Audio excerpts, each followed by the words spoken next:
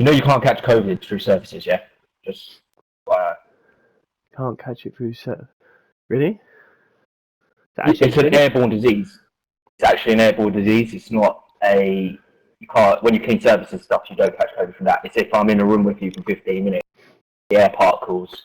That's how you catch COVID. It's not through surfaces. It's one of the biggest misguidance of the. That's complete bollocks, mate. It's not complete bollocks. Check it out. It's complete bollocks. So if I sneeze, Jose, I don't want to have this fight with you, but you can listen. No, just answer me. If I sneeze on my hands, open the door, Sean goes, touches the door, and then Sean, I don't know, rubs his eyes or something, breathes in as he does like a human being, what do you think's going to happen? It doesn't stay on surfaces for 5 minutes, Jose. Literally, if you're in a room and you cough and sneeze, right, of course the particles, because you're in the room, it's an airborne disease. But if that then stays on the surface, it doesn't transmit as COVID. They did a study on benches in parks. There was no traces of COVID on those benches, even though people are sitting on benches. Jose. That's how they've worked out. It was just a pure airborne disease. Right, and because we all know when we sit down on a park bench, we look at the bench, not the other way. People sneeze. People put their hands on there, put their touches. So if someone sneezes on their hand and then they put their hand then onto the COVID on the bench, people do that, don't they? So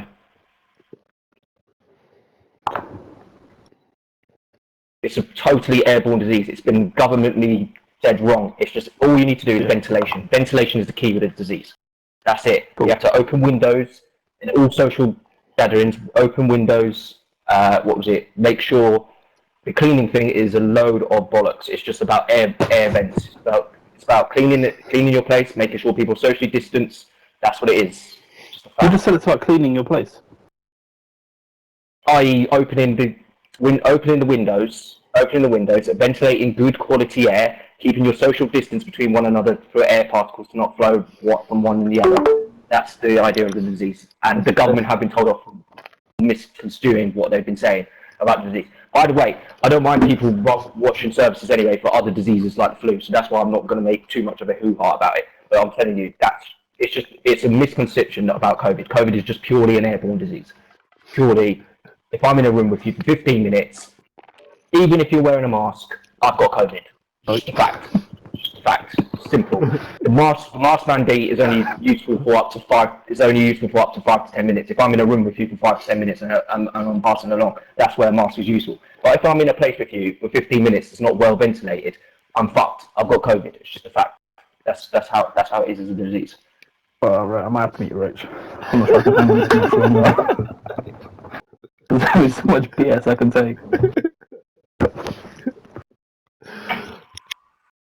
Right, if it's alright with you, Rich, I'm going to continue taking my health advice from the World Health Organization.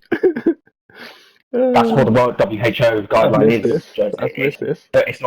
It's not. It's just misconstruing the government. The government guideline should be space, social distance. That's what it should be. Purely an airborne disease. And no offense, Jose, I've lived COVID through discipline, through the surface, learning science, through my workplace. We got rid of the mandate of washing the desk down because we found out it doesn't conclude with COVID. It's only to do with airborne. So, look, I know without being offensive, you've been just living at home, so you haven't had to follow guidelines and follow the thing. So, this guy. Read up. Start looking. What I said about the vaccine as well. That's why I only had a mask on. Read up.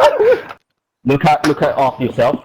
It's fine to take a booster, but it's not going to make too much of a difference. In fact, it makes a slight difference in how to survive and stopping hospitalisation rates. Don't get me wrong. That's it. You just got to read up, have to follow the guidelines. Someone had to follow the guidelines day in, day out when they're changed. Trust me.